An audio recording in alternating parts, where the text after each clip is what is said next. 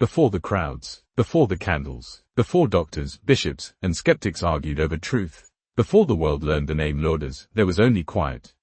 A forgotten town folded into the foothills of the Pyrenees. Stone houses, narrow roads, church bells that rarely echoed beyond the valley, a hidden grotto carved by water and time, and a woman whose hand had fallen silent. This is her story. Catherine Latapie was not known beyond her village. She owned no land, held no title, inspired no reverence.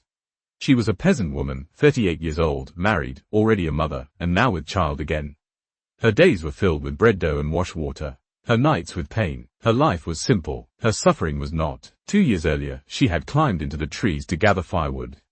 A branch cracked without warning. The sound was sharp, final. She fell hard, her shoulder striking stone. Bone against rock. Pain exploded through her body, blinding, merciless. Neighbors ran to her cries and carried her home. The arm swelled. The hand stiffened. Days passed. Weeks crawled by. Then nothing moved. A country doctor examined her by lamplight. His voice was steady, his eyes grave. The nerves are crushed. The joint is destroyed. Catherine swallowed and whispered, "So, I will heal." The doctor hesitated. "No, madam, you must prepare yourself. Prepare yourself." Words that sounded gentle. Words that meant everything would remain as it was. For 2 long years, her right hand hung useless, cold, curled, silent. She kneaded bread clumsily, washed clothes with difficulty, lifted her children with fear. At night, pain burned through shoulder and bone. By day, shame followed her through the village. Whispers traveled faster than kindness. God is testing her. Perhaps God has judged her. Slowly, painfully, Catherine began to wonder if heaven had turned its eyes away. Hen life stirred within her again. Joy arrived, and was swallowed by fear. With one arm crippled, the doctor warned, "Childbirth may kill you." Now everything rested on 2 fragile things, a damaged arm and an unborn child. Catherine prayed, but heaven did not answer. Until rumors came, from a nearby town called Lourdes. Whispers passed through markets and doorways. A lady in a cave. A spring flowing from stone. The sick made whole. At first, Catherine laughed bitterly. Miracles were for others, not for women like her. But at night, when pain stole her sleep, the rumors returned. What if God had not forgotten? What if this child was not meant to grow without a mother? Her mind resisted. Hope was dangerous. Hope wounded. But beneath fear, something stirred, not joy, not excitement, but a final, desperate hope. One evening, trembling, she spoke to her husband. "If the Virgin truly walks there, perhaps she will see me." He hesitated. She was pregnant, weak. The road was dangerous. Then he met her eyes and nodded. They would go.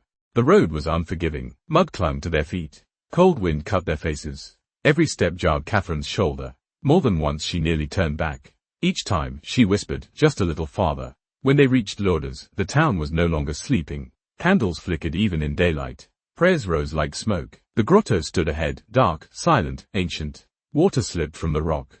Clear, ordinary, heavy with expectation. Catherine waited, watching others approach the spring. Some left disappointed, some weeping, some unchanged. Her heart pounded. What if nothing happened? What if she returned home broken, still condemned, still afraid to give birth?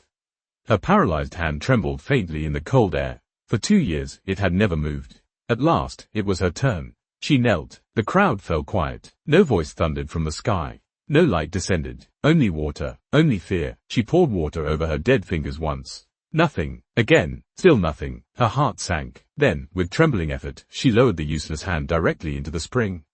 And suddenly, something changed. Not pain. Not cold. A deep warmth spread beneath her skin, like fire long buried. Catherine gasped. Her fingers twitched once, twice. The thumb moved. The index finger stretched. Her breath caught. Slowly, impossibly, the hand opened. The wrist bent. Strength surged through muscles long silent. She raised her arm and stared at it as though seeing it for the first time. My hand. She clenched her fist. Perfect. She lifted her arm high. Strong. Alive. A cry tore through the crowd. She is healed. People rushed forward. Some fell to their knees. Some wept. Some whispered in disbelief. But the arm kept moving. Again, and again. 2 years of paralysis undone in seconds. A doctor was summoned at once. He knew Catherine. He had examined that arm before. Carefully, he tested reflexes, strength, nerves, joints. His face drained of color. "This arm," he said slowly, "is perfectly healthy. No swelling, no stiffness, no weakness. Even the scars of injury had softened." "What treatment did you receive?" he asked. Catherine answered simply, "Only water." Weeks later came the final test. Childbirth. The danger foretold. But this time, with 2 strong arms, Catherine delivered safely. A living child, a living mother, a double miracle. Doctors wrote reports. Witnesses signed testimonies. Dates were recorded. This healing became the first officially documented miracle of Lourdes. Before Catherine, Lourdes was an apparition. After Catherine, it became a sanctuary of healing.